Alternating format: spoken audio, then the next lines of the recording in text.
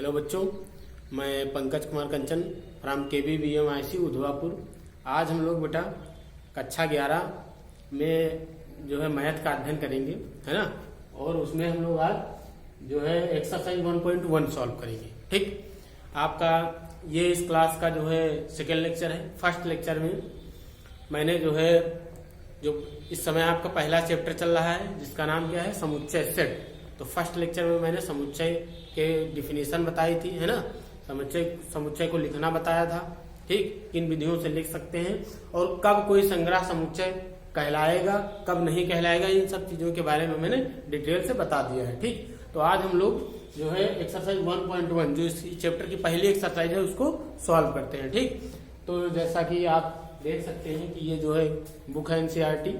इसमें आपका जो एक्सरसाइज 1.1 का पहला क्वेश्चन है उसमें 9 क्वेश्चन दिए गए हैं। ठीक है, क्वेश्चन में बताया गया है सॉरी, निम्नलिखित में से कौन से समुच्चय हैं, अपने उत्तर का औचित्य बताइए। ये 9 संग्रह यहाँ पर लिखे गए हैं, 9 क्वेश्चन बताए गए हैं। ठीक है, और इसमें ये बताना है कि इनमें से कौन से समुच्चय हैं और कौन से नहीं है ना। यानी कि इसमें कौन सा समुच्चय है, निम्नलिखित में से कौन सा समुच्चय है, अपने उत्तर का औचित्य बताइए। मतलब अपने आंसर को भी बताइए, कारण भी बताइए कि क्यों ऐसा है ना। अगर समुच्चय है तो क्यों है। तो आइए शुरू करते हैं।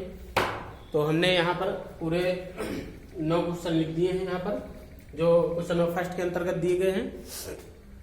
अब पहला क्वेश्चन आप देखिए, क्वेश्चन नंबर पहला जो दिया गया है, पहले का पहला जो संग्रह लिखा है, जे अक्षर से प्रारंभ होने वाले वर्ष के सभी महीनों का संग्रह। अब ये बताना है कि समुच्चय है, ये जो संग्रह दिया गया है कि समुच्चय है कि नहीं। अगर है तो आप आंसर भी, इसका औचित्य भी बताइए, व्याख्या कीजिए, है ना।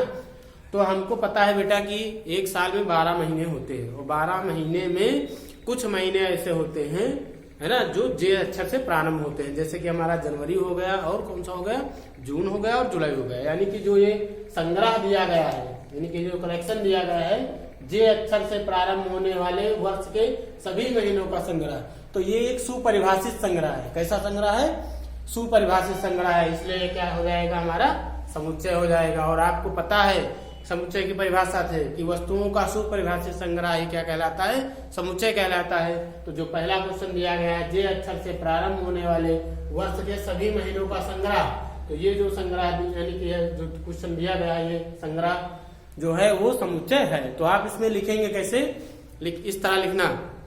आप लिखेंगे चूंकि दिया गया संग्रह, क्या लिखेंगे बेटा, चूंकि या सिंस दिया गया संग्रह एक सुपरिभाषित संग्रह है, अतः यह एक समुच्चय है। ठीक है, अब आते हैं दूसरे क्वेश्चन पर। सेकंड क्वेश्चन जो आपका दिया गया बेटा, भारत के 10 सबसे अधिक प्रतिभाशाली लेखकों का संग्रह। भारत के 10 सबसे अधिक प्रतिभाशाली लेखकों का संग्रह। तो ये जो संग्रह है ये समुच्चय नहीं है। क्यों, क्योंकि इसमें लग गया कि अधिक प्रतिभाशाली, है ना। हमने बताया था कि अधिक प्रतिभाशाली, जैसे क्वेश्चन में आ जाता है कि भारत के सबसे अच्छे खिलाड़ियों का संग्रह, तो ये सब जो है समुच्चय के अंतर्गत नहीं आते हैं। क्यों, क्योंकि आप देखिए भारत के 10 सबसे अधिक प्रतिभाशाली। अब ये अधिक प्रतिभाशाली यानी अधिक टैलेंटेड लेखक हर प्रत्येक लोग की नजर में अलग अलग हो सकते हैं। मतलब अलग अलग लोगों की नजर में अलग अलग हो सकते हैं, इसलिए ये संग्रह सुपरिभाषित नहीं है। और जब सुपरिभाषित नहीं है अर्थात यह समुच्चय नहीं है। ठीक है, अब क्वेश्चन नंबर 3 की बात की जाए, दिया गया है विश्व के सर्वश्रेष्ठ 11 बल्लेबाजों का संग्रह।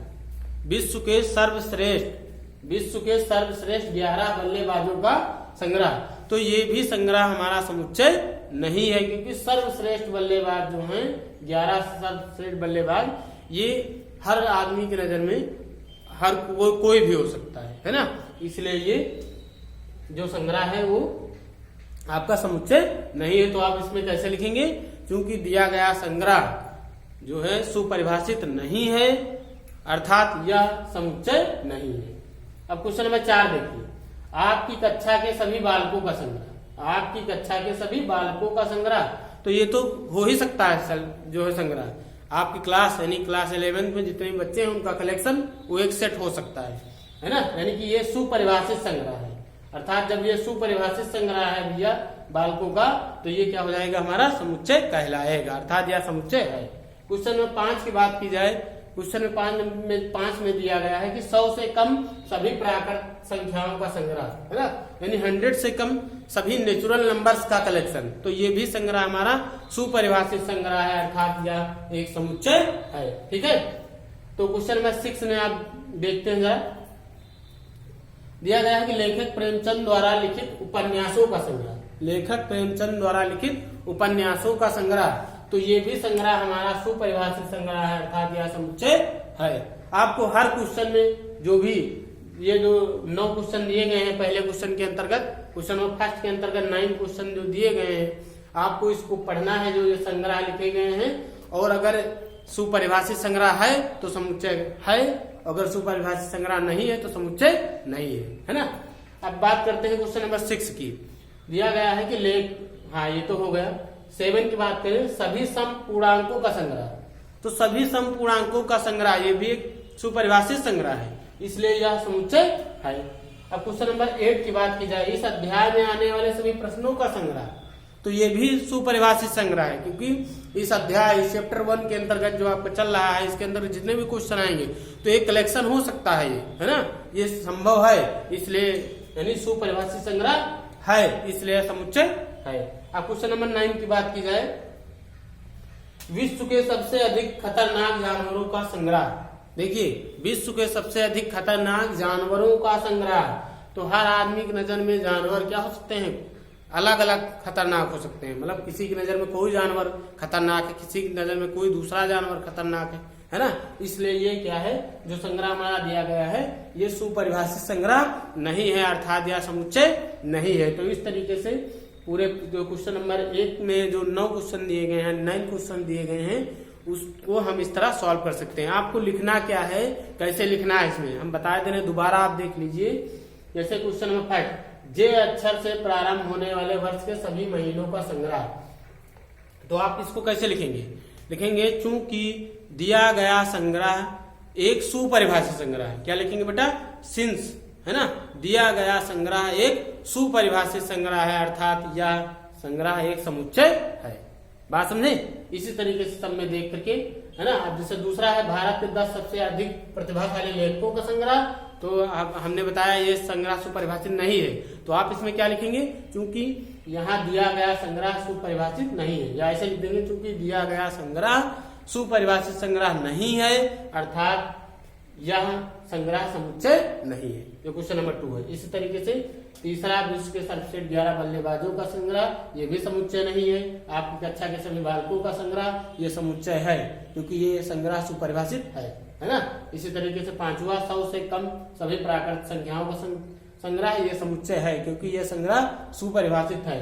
लेखक प्रेमचंद द्वारा लिखित उपन्यासों का संग्रह, यह संग्रह सुपरिभाषित है, अर्थात यह समुच्चय है।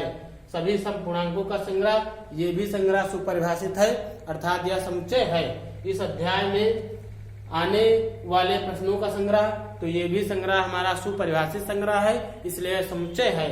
फिर लास्ट क्वेश्चन जो है आपका 9 नंबर, विश्व के सबसे अधिक खतरनाक जानवरों का संग्रह, तो यह संग्रह सुपरिभाषित संग्रह नहीं है, अर्थात यह समुच्चय नहीं है। ठीक है, तो इस तरीके से हमारा फर्स्ट क्वेश्चन सॉल्व हो जाएगा। अब हम देखते हैं क्वेश्चन नंबर 2। तो आइए देखते हैं क्वेश्चन नंबर 2। तो अब हम लोग देखेंगे बेटा क्वेश्चन नंबर 2 लिखा गया है, ये आपका जो है बोर्ड पर लिखा है क्वेश्चन नंबर 2 कि मान लीजिए, दिया है कि मान लीजिए ए बराबर, एक सेट दिया है ए = 1, 2, 3, 4, 5, 6, है ना। ये सेट ए के क्या है, एलिमेंट्स हैं, जो सेट ए के अंतर्गत है, यानी अंदर है। इसमें जो है आगे लिखा है, रिक्त स्थानों में उपयुक्त प्रतीक बिलोंग्स टू, इसको क्या बोलते हैं बेटा, बिलोंग्स टू। मैंने फर्स्ट वीडियो में सबके बारे में बताया है। अथवा डज नॉट बिलोंग टू भरिए, है ना। आपको यहाँ पर इसमें जो क्वेश्चन दिए गए हैं 2 के अंतर्गत, क्वेश्चन नंबर 1 5 है, फिर क्या है, खाली स्थान है यहाँ पर, और फिर ए है, फिर दूसरा है 8, फिर खाली स्थान, फिर ए लिखा गया है, फिर तीसरा 0 खाली स्थान, फिर ए लिखा गया है, चौथा 4 फिर खाली स्थान ए लिखा गया है, फिर 5वां 2 ... खाली स्थान है, यानी उसके बाद ए लिखा गया है। यानी हमको इसमें भरना है जो फिलिंग द ब्लैंक्स, यानी इनके अंदर जो रिक्त स्थान छूटे हैं, यहाँ पर इन दोनों में से कोई एक प्रतीक भरा जाएगा, है ना, उसको भरना है। इसका मतलब क्या होता है, बिलोंग्स टू। बिलोंग्स टू मतलब संबंधित है, और अगर इसको सिंगल लाइन से काट देते हैं तो क्या हो जाता है, डज नॉट बिलोंग्स टू, यानी संबंधित नहीं है ना। तो हम यहाँ पर सेट ए आपको दिया गया है जिसके एलिमेंट्स हैं 1 2 3 4 5 6 और उसके बाद रिक्त स्थानों में उपयुक्त प्रतीक बिलोंग्स टू अथवा डज नॉट बिलोंग्स टू भरिए। तो सबसे पहले हम पहला क्वेश्चन देखते हैं। आप देखिए यहाँ पर 5 लिखा गया है, उसके बाद ये जो ए है इसका मतलब ये समुच्चय जो ए है आपका सेट ए है ना, तो बिलोंग्स टू का मतलब संबंधित है यानी कि ये कोई एलिमेंट अगर उस सेट का अवयव होता है तो हम लोग बिलोंग टू लिखते हैं, ठीक है। यानी कि उसके अंदर उस सेट के अंदर वो अवयव स्थित है। तो आप देखें यहाँ पर 5 पहला क्वेश्चन है, 5 दिया गया, फिर खाली स्थान, फिर सेट ए। अब आप देखिए क्या 5 संख्या 5 इस सेट ए के अंदर है, तो ये देखिए संख्या 5 सेट ए के अंदर है, इसलिए यहां पर हम क्या भर देंगे, बिलोंग्स टू। बात समझे बेटा, क्या भर देंगे, बिलोंग्स टू। उसके बाद क्वेश्चन नंबर 2 देखते हैं।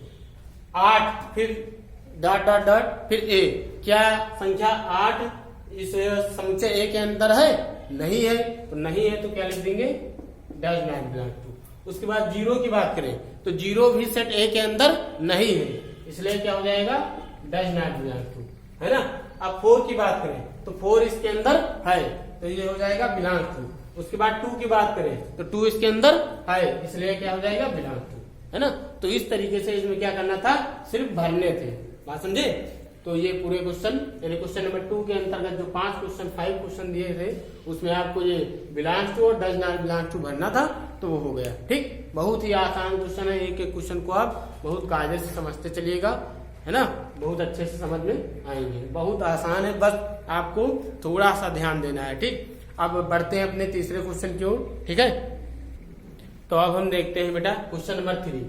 क्वेश्चन नंबर 3 में दिया बताया गया है कि निम्नलिखित समुच्चयों को रोस्टर रूप में लिखिए, है ना। क्वेश्चन नंबर 3 जो है उसमें उसके अंतर्गत 4-5 क्वेश्चन दिए गए हैं, है ना। देखते हैं कितने हैं। आपको जो है इसमें 6 क्वेश्चन दिए हैं।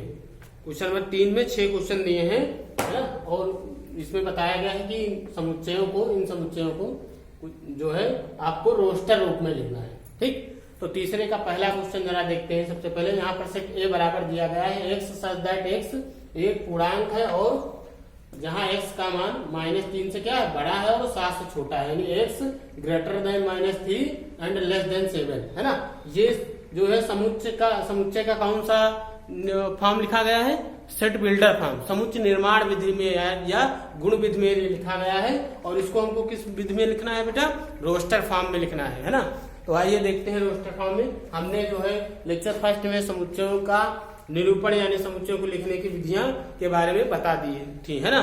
तो ये आपका समुच्चय निर्माण विधि में लिखा गया है, इसको हम रोस्टर रूप में लिखते हैं। ठीक, रोस्टर विधि या इसी को सारणी विधि या फिर सूची विधि बोलते हैं। तो यहाँ पर क्या लिखेंगे रोस्टर रूप में, आप इसको इस तरह लगाना, रोस्टर रूप में। ए बराबर क्या हो जाएगा, यहाँ पर नंबर सिर्फ लिखने हैं, यहाँ पर ये जो कंडीशन दी गई है ना।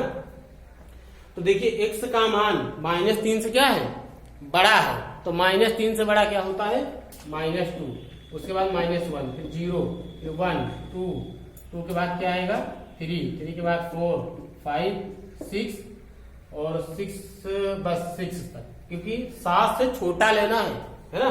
तो यहाँ पर ये क्या हो गया, हमारा आंसर हो गया, है ना।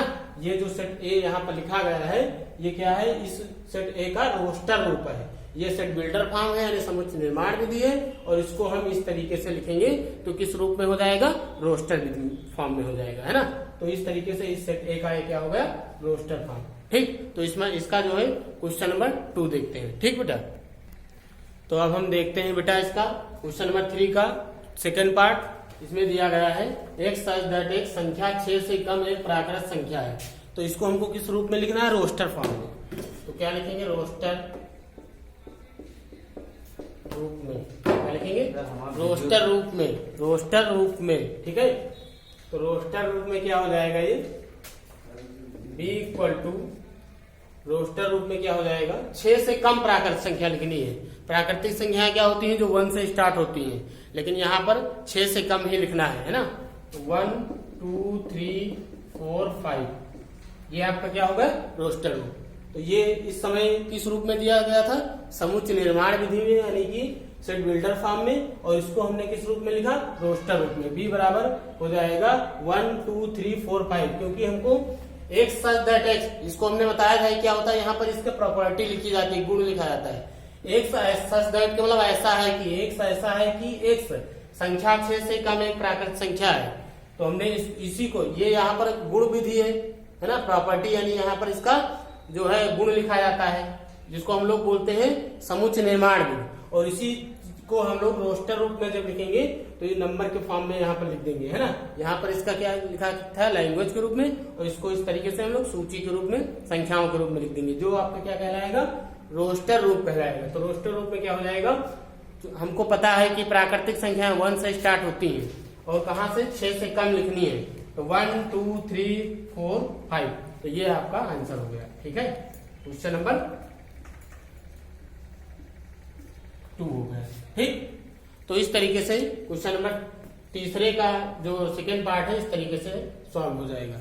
अब हम देखेंगे इसका जो है तीसरे का तीसरा क्वेश्चन। ठीक है।